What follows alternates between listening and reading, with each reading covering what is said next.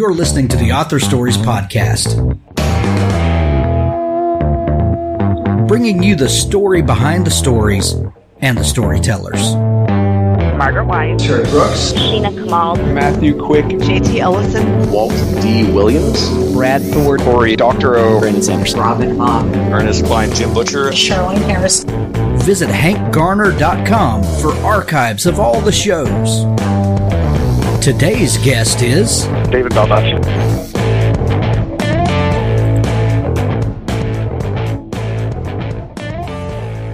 Thank you for tuning into Author Stories. We have a fantastic show for you today. Be sure to go to hankgarner.com where you can subscribe to the show on your favorite podcasting platform. You can find links to it there at hankgarner.com. I'd like to tell you about some sponsors before we get started today. The Sam Darling series by Geraldine Dufresne begins with Book 1, Who Killed My Boss? And you can read all the way through Book 8 to get ready for the release of Book 9 later this year. If you like cozy mysteries, you're going to love this series. Moments after hiring Samantha Darling as a therapist, Dr. Burns is murdered. Stunned by his sudden death and desperate to keep the job she just got, Sam vows to find the killer. She has two things going for her. The first is her brother Rob is a cop, and she figures the crime-solving thing has to be genetic. The second is that Sam is a little bit psychic, so finding the culprit should be a snap for her. If only she could tell the difference between her psychic vibes and indigestion. With the help of her landlord and her dog, Sam sets out to solve the murder. Along the way, she spends time with the hot new guy in town and tries not to spend time with the old high school boyfriend who stood her up on prom night.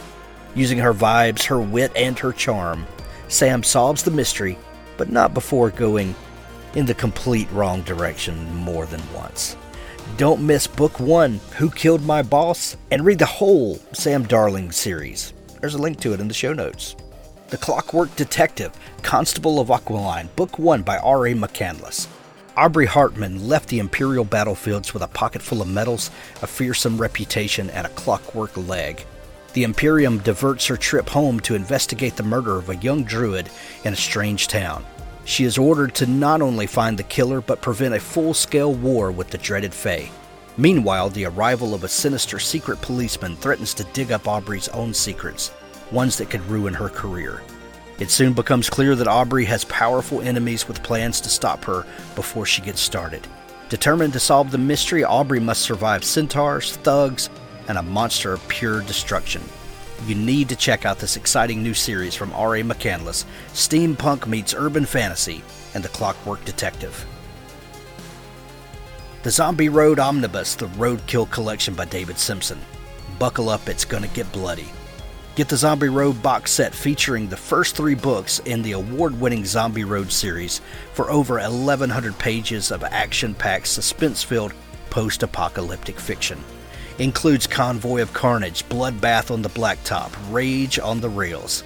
If you're looking for apocalyptic thrill ride filled with everyday people, heroes, villains, and a dog named Bob, then look no further.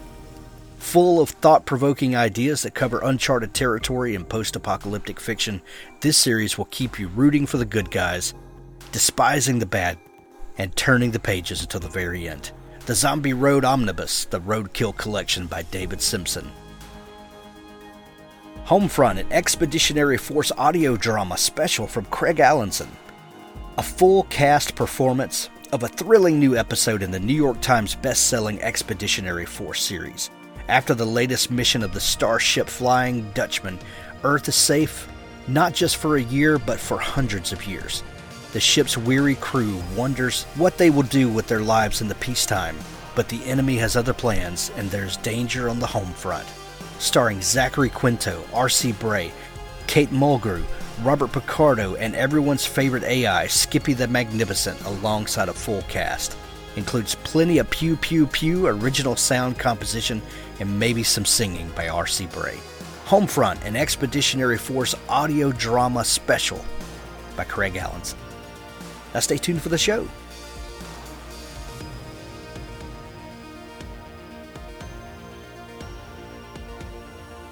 Well, thanks for joining me again for the Author Stories Podcast, where I bring you the story behind the stories and the storytellers. Today I'm really excited to have David Baldacci back on the show. This is the third time this year David's been on the show. He's got a fantastic new book. It's called One Good Deed, and this is a bit of a departure from the typical David Baldacci thriller that you might be thinking of. But, David, I absolutely love the turn that you've taken in this new book. Welcome back to the show. Thank you. It's great to be back. I appreciate it. David, it's been a busy year for you, and the last time we talked, we talked about the kind of the odd schedule that you have this year with kind of more books than usual. What's going on with the publishing schedule? And the question everybody has is how does someone like David stay so prolific? Yeah, for me, it's I love writing and I love creating stories. It's never been a job for me. I just, if I'm not doing it every day, then something is off and I'm not comfortable. So that's one thing. And this particular book, One Good Deed, it's set in a time period I've always found fascinating. Two of my favorite movies of all time are The Big Sleep and Chinatown, set in the 30s, 40s. And I've always wanted to write crime noir, and this book initially started out as a short story, and I was writing when I was on book tour last year for Long Road to Mercy. But it just morphed into something, different, and by the time it was, 3 or 4 months went by, I had 400 plus pages, and it was a novel, and I just really immersed myself in it. It was just, the pages like flying from my fingertips. Nice. It started as a short story. Do you write a lot of short stories? And do you ever know when you begin one what it's going to end up being? I've written short stories in the past. In fact, before I wrote novels, I wrote short stories, and it's a great way to cut your teeth as a writer because, short stories have to have all the elements of a longer form fiction. But I didn't know that it was going to be a novel because I wasn't sure that I had a story that would generate, a novel-length tale. But it turned out that was the case, indeed. And I think it was because there was a lot more to the story in my head that I really realized, and I was writing one chapter after another. Then all sorts of subplots sort of flinging through my mind, and off I went. And that's why the pages started piling up. And in the end, it all came together really well. And talked about a time period I've always been fascinated by. My dad was a World War II veteran, as were 9 of my uncles, and it was a time period that I learned a lot about growing up in the 60s and 70s. But it was a time of transition post-World War II. Everybody was knocked down by the war, and they picked themselves back up, and people were coming back from the war and moving, pulling up roots, going to new places, fresh start, seeking fame and fortune. And so it was a time of transition, and a lot of things were happening, both good and bad, and it was neat to sort of jump in the middle of all of that and tell the story. It's really interesting because the world was in transition, and the world post-World War II became a very different place than pre-World War II. Before the war, we had the Great Depression. We were, horse and buggy was still a major mode of transportation, and that was evolving, of course. But then, the generation after World War II, we put a man on the moon. The world was a very different place, and like you, that transition is fascinating when you're digging into that time period and really, taking a closer look. Were there things about that time period that surprised you, or that you found fascinating that maybe you had never discovered before? Well, I think certainly it was an era where there was a great deal of optimism, because I think Americans particularly, felt good about the fact that they helped win this world war and set things right again across the globe and defeated, this global evil. So they were feeling very optimistic about that. And then coming back here, there was a lot of opportunity because business boomed. I mean, the war is what got us out of the Depression, and the business was booming. People were flush with, optimism. They wanted to buy things. They wanted to build things. They wanted to have things. So it was a great economy going forward in the 50s and 60s and 70s. Before the oil crisis in the 70s, things were going really well for families. So it was sort of snowball running downhill. But for me, I wanted to kind of look at some of the other things that might take place. In this book, there's obviously a mystery. There are crimes. There's lawyers and courtroom scenes. And one thing that, as a former lawyer, I sort of knew this, but I think for the layperson they might find really unusual is the fact that in the time period, you weren't entitled to a lawyer. The state didn't have to provide a lawyer to you if you couldn't afford one. And the police could question you without giving you any type of warning. And they could search your house or your car without getting a search warrant. So there weren't a whole lot of constitutional rights if you were, a target in a criminal investigation or a defendant. You were really out there all by yourself, one person on an island. And so even though the 40s and the 50s are seen as kind of civilized and modern day, for the criminal justice system, not so much. Well, and speaking of that, the main character in this book, Aloysius Archer, what a great character and what a great character name to begin with.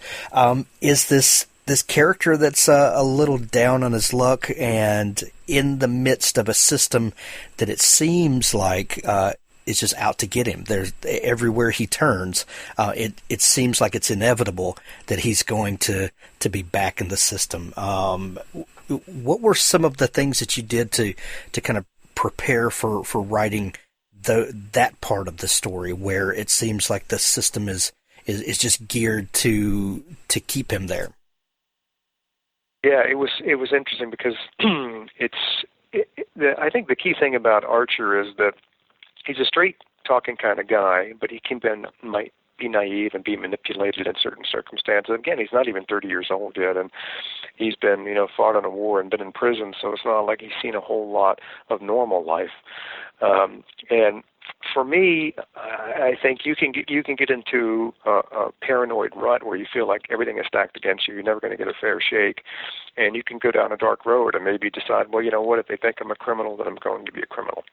Or you can try to rise above that and say, I'm not going to go down that path, and I'm going to do whatever I can to survive and to show people that I am innocent of these things. And that's the path that Archer showed. But it's not easy to do. I mean, even as he says in the book, once you're labeled a criminal, you get a conviction, it's going to be really hard for him to get a decent job, and really hard for him to really participate in the booming economy because he's going to, a felon. And people are always going to hold that against him. It's going to be a black mark against him for the rest of his life. One thing that we see when you have booming economies and there's lots of money going around and lots of optimism, there tends to be a dark element to the economy. And when legitimate business grows, a lot of times the underworld business equally grows, and Archer finds himself mixed up with one of these characters and in this world. What happens to him? Yeah, so when he gets to Poca City, he wants to go have a drink, even though he has a list from the parole, Department of Prisons says no alcohol, no women, no loose women. don't go down that route.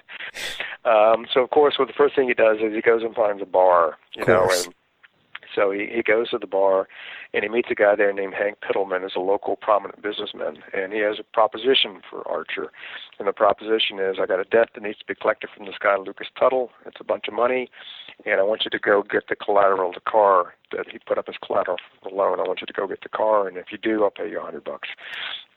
Archer thinks this can be, kind of simple, and but the person he's trying to collect the debt from is a man named Lucas Tuttle, and he's also a very prominent man thereabouts and a very forceful guy and cunning and crafty.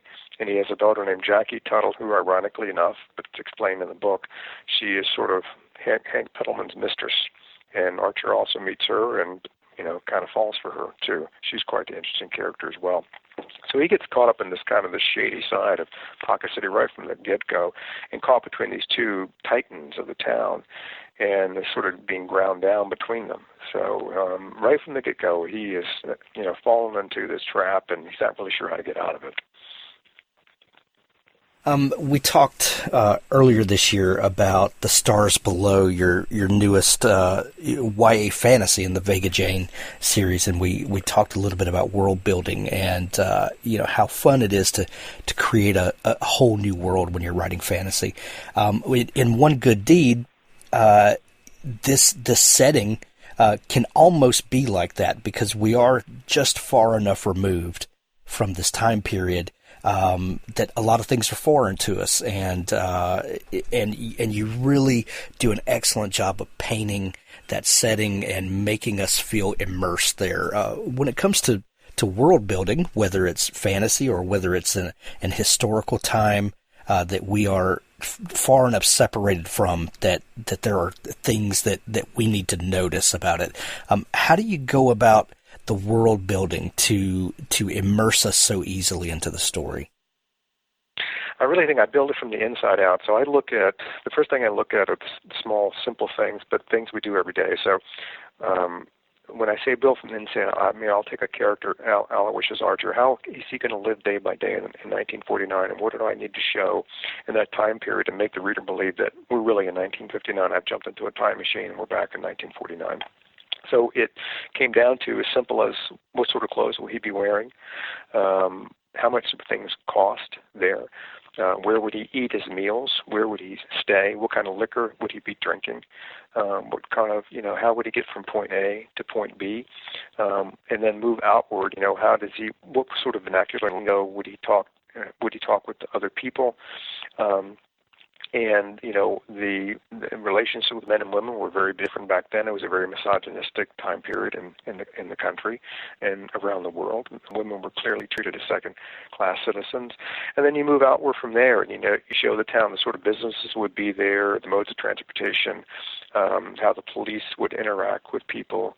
If there's a crime, who is called in to investigate it, what sort of techniques they use, how is business conducted out there. It's not like you're going to have jet aircraft flying around all over the place, and you're not going to have Amazon delivering stuff, and nobody has cell phones and internet and computers, nothing like that.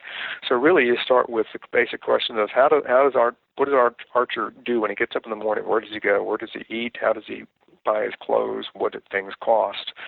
And what would typically be around him in the town? You're not going to have a CVS and a Walgreens, but you might have a Rexall drugstore. Okay, well then, and you're not going to have a minivan, but you're going to have an old Buick that, built like a tank, and the weapons they use and the cigarettes they smoke. What was popular back then? Chesterfields and Camels and Lucky Strikes. And so it was really, you build small and then you work out from there. And then once you do, and eventually you'll fill in all the edges of the painting, and then your world is complete. And that's all that you need to make sure that you can tell the story in a way that people really believe they're back in the 40s. When you started the short story that became this book, what came first to you? Was it just an idea about this noir setting and story? Was it the character of Archer? How does that usually start for you? Yeah, for me it was the character of Archer, and I had in my mind that he was going to get on a bus after leaving prison, and he was going to go to this town. And once he got there, some strange things were going to happen to him. I wasn't really sure what at that point, but I know he was going to meet some people along the way that were going to change his life, and that he was going to be put into some type of new jeopardy after having left prison for a crime he didn't commit, that would run the risk of having him go right back to prison. So that was kind of the four walls of my story, and then all I had to do was fill in the details throughout. So it was going to be him having to survive again. And in a different climate, different circumstances, and avoiding going back to prison again. And that was sort of the four walls of the short story, but as you can imagine, that can be the four walls of a novel as well. And as I was writing it, each chapter, all of a sudden I thought about, here's another subplot I can address. Oh, I can talk about this character some more. Oh, here's another backstory that I can do with this one that branches off neatly from what I just wrote about. And that's where it really morphed from the short story into the novel long format. And it just it did it naturally. I really didn't have to force any of it. I think I just sat down and I sort of misjudged myself. I think it was a novel all along. I just assumed it was going to be a short story, and I don't know why I made that assumption. I'm glad it turned out to be wrong.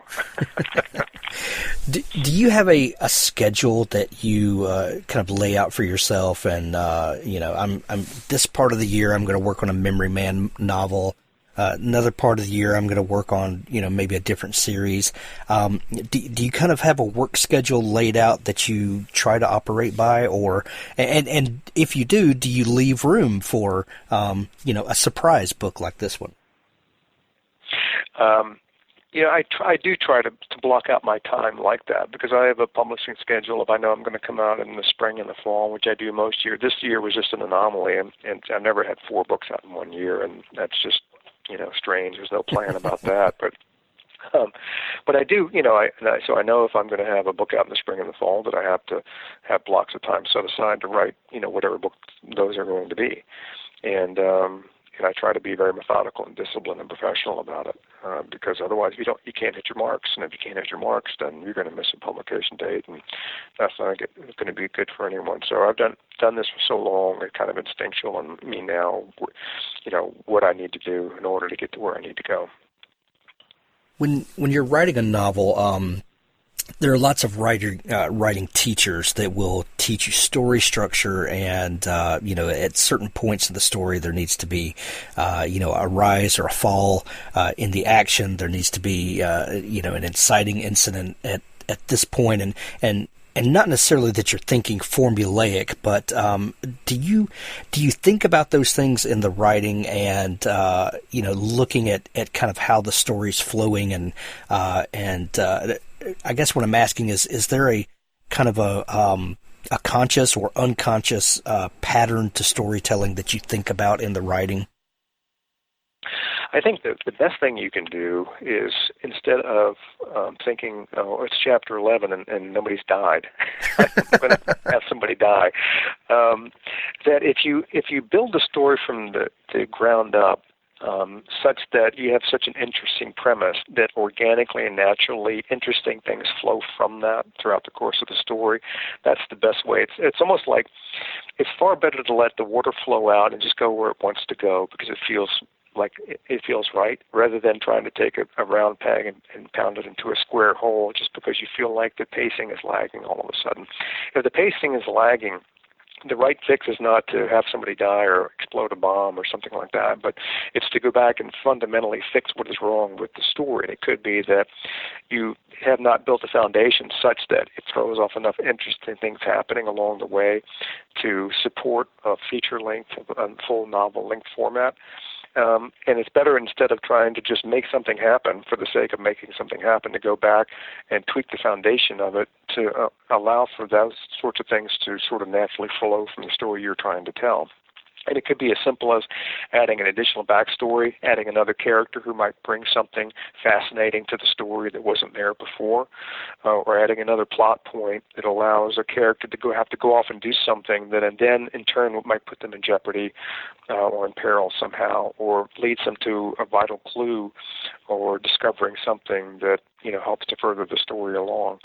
And it's just tinkering on those edges is far better than just unilaterally saying, oh, I need something to happen, and this is what's going to happen. Right. That's a great answer. When you have as many books as you do that have been as popular with readers as your books have been, then Hollywood is bound to come knocking, at points.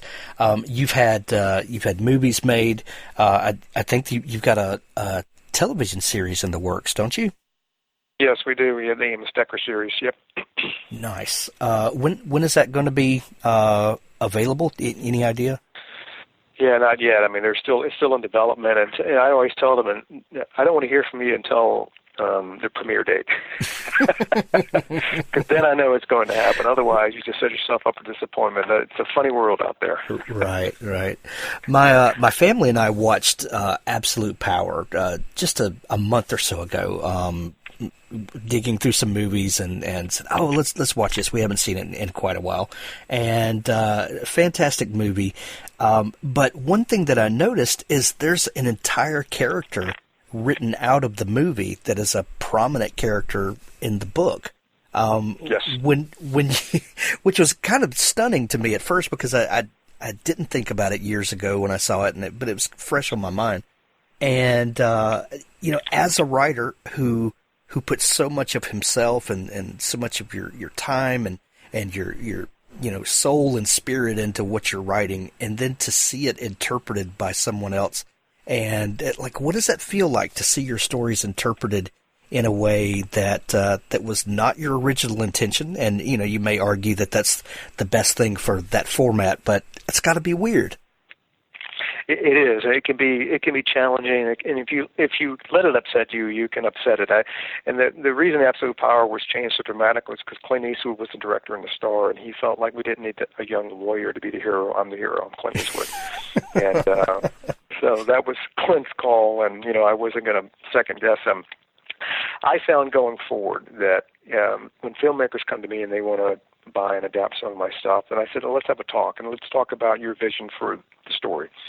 And if I find that our visions are pretty similar and that they care about the integrity of the character and the stories that I created, and they're going to stay true to that, even if they do change it, or if, you can't take a 500-page novel and make it into a 2-hour movie. You're going to have to cut things out and blend characters, and I understand that because I've adapted some of my own work for film. So I get that, but the core integrity is important to me, and so if they agree to maintain that, then I'm okay with that. And then you just sit back and let them do what they do. They're professionals, they're artists, they're craftspeople, and at the end result is still not what you want it to be. Keep in mind, you'd still have the book on the shelf, and that'll be there forever, and people want to know what you wrote, how you wrote that story. All they have to do is read the book.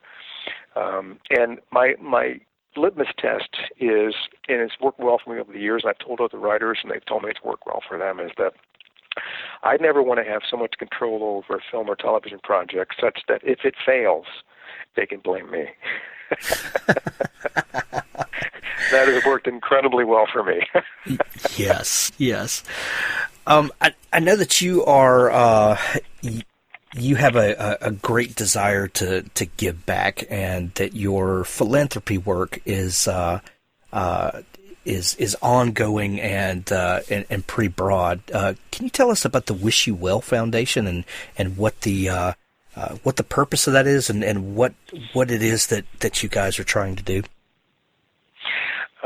The Wish You Well Foundation, my wife and I founded it about 17, 18 years ago, and it has a very simple mission statement. The mission statement is to eradicate illiteracy in the United States, and to that purpose, we fund literacy programs and initiatives across a whole swath of the country, pretty much all 50 states and counting, programs of all kinds and descriptions, big programs, small programs, medium-sized programs. And we also have another project called Feeding Body and Mind. About 7 years ago, Feeding America, we reached out to them. They run the nation's food banks, and people who are food challenged are often literacy challenged as well, because poverty and illiteracy go hand in hand. So on my book tours, we collect books, and we pay to have those books shipped to food banks around the country, and I think we just passed the 2 million book mark in the Feeding Body and Mind program. I know what books meant to me growing up, and I know what a void it would have been in my life, and maybe I would have turned out a lot differently if I hadn't had access to books as a kid. So I know that if we can fill homes up with books, it's going to be a really positive thing around the country for everybody, and that's what that program is trying to do. Well, and it's such a distracting time that we live in. Also, I've talked to authors before, and the fact is that we're rarely in competition with one another. We're in competition with Facebook and YouTube and Netflix and those things. Those are the real competitors for eyes, and it's you can have a population that's very in tune with stories, and yet never read a book. And I think what you guys are doing is amazing work. Well, thank you. And definitely, it's very important work, and we're going to continue to do it. It's great. What's coming up next from you, David? I know that you usually have a fall thriller out. Is there one coming this year as well? It is. It's called A Minute to Midnight, and it's a sequel to Long Road to Mercy, so it brings back my FBI Special Agent Natalie Pine. Nice. What are you writing on right now? The book I'm working on now is a spring book. It's another Amos Decker. And I'm just starting that one now. I'm about, maybe about 11 or 12,000 words into it, and taking him on another adventure with his partner, Alex Jameson. And he's a cool character. I love writing him. Nice. One question that listeners have asked me to ask more of. What's your writing setup like? Is there any particular software that you like? Are there tools that you've discovered along the way that have become integral to your writing process? I use Microsoft Word, and I typically write on a laptop. I still use old-fashioned notebooks. My wife just got me a bunch of. I love these big spiral notebooks that lay open flat. They have huge pages and huge margins. I'm with the band. It's a band book, notebook, sketchbooks, and from 1929 to 2011, it shows all the books that were banned during those years. And so I write out some of my outlines and character descriptions and plot points and things I want to include, and some twists and turns along the way. And filling the notebook up with stuff like that, and that works well for me. I don't outline everything, but I like to put down some things here and there, directions I want to take, and what I think characters are going to be like, and so that gives me some focus and a foundation to work from when I translate that to the actual manuscript. So that's always fun, and then obviously researching along the way. What I try to do with the research is pinpoint it so that I don't waste time, researching things that are never going to end up in the book. So I look at my battle plan, as I call it, and I say, look, what do I need to know in order to make this novel work in a way that's plausible? And then sort of really fine-tune the research that I need to do. So instead of spending months and months on research on a particular book, I might spend 3 to 4 weeks on it, but I get exactly what I need. Because prior books, I do a lot of research, and it was great, and I learned a lot, but so much of it didn't end up being in the book. And, when you're on a publication schedule like I have, you really have to hit the ground running, and if you can save some time doing, certain things differently, it's always best to fine-tune. So that's one of the things that I fine-tuned. Fantastic. David, it's a pleasure as always to talk. We're going to send everyone to go pick up One Good Deed. It's out everywhere now in hardcover, Kindle edition, and audiobook.